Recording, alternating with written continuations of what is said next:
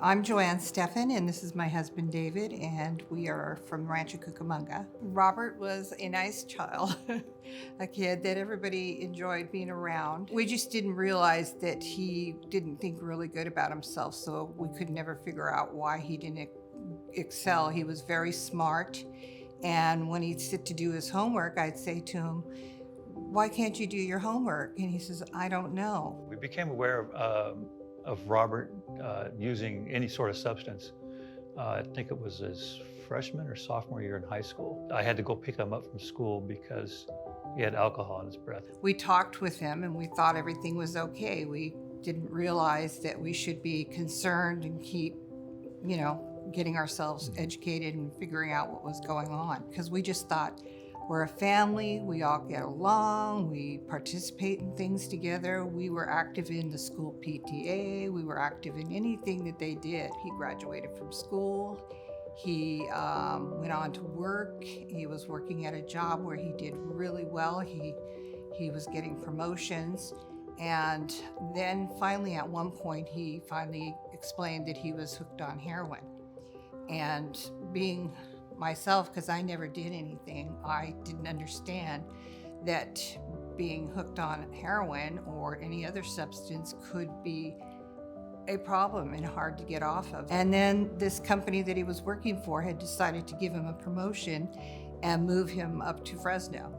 And when things really started to get bad for him, he had started using the meth, and that's when his employees that he worked with started noticing that something was wrong because of how thin and how sickly he was looking. And a friend of his had told us that he had quit because they had decided to drug test him.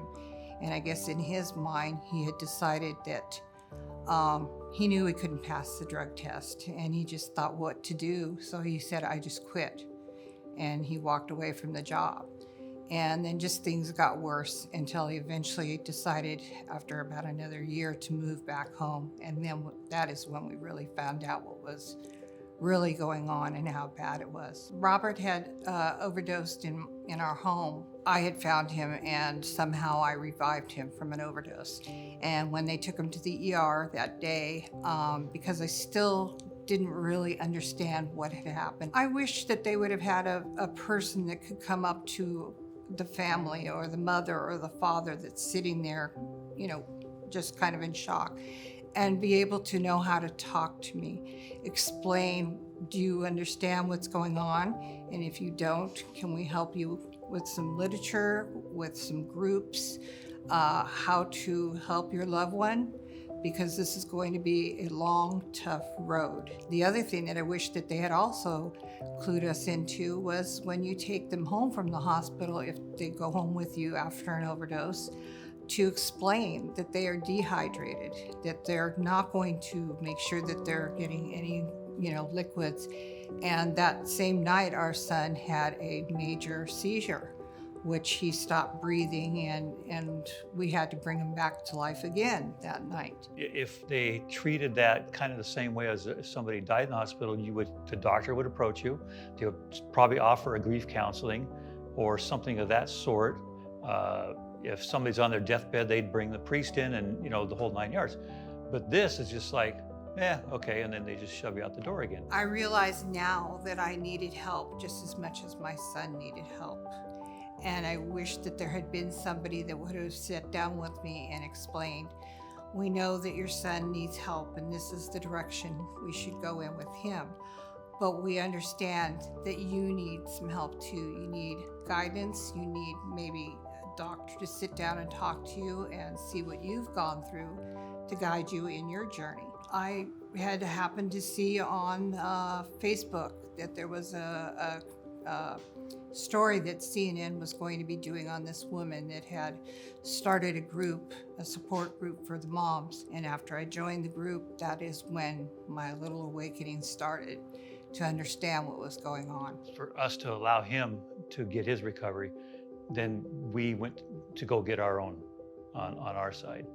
And by doing that, it allowed Robert to seek his own recovery, to get into the program at whatever pace it was, to get into the program, to stay immersed in that. And by doing that, it helps him do his recovery, and it also got us on the path to allow us to get ours. If we don't take care of ourselves, we're no good to them. By the time that they decide to get themselves well, we're so sick and they feel horrible because they know that they have helped us to deteriorate. We first learned about the Partnership to End Addiction through a mother of a friend of our son's that went through treatment. And then we were invited to go to their training. And so we went through their peer parent training program. Everything that I had learned through the training for the Partnership to End Addiction, I have taken on and I've used in my everyday helping of parents that call and text me. It was a great educational and guidance of how to word things and how to talk with the parents. I feel that that has helped so many parents by me helping the parents and guiding them on what to do and how to do things. After living in sober living for a while, he came home and he got a new job. He was kind of hesitant to share his story, but he did share his story with the person that was interviewing him. And he just flat out told him, hey, I'm going to tell you, this is me. And there was no shame in it, no guilt of where he was at, but he just said, he laid it out on the table. And they gave him a chance. And he proved himself. And he's doing great. And he mentors others coming in. He's doing very well. And he hopes by next year he's saving his money that he will be able to buy his own home. My name is Joanne, and this is my husband, David. And we have been through the journey with our son, Robert, who was addicted to substances.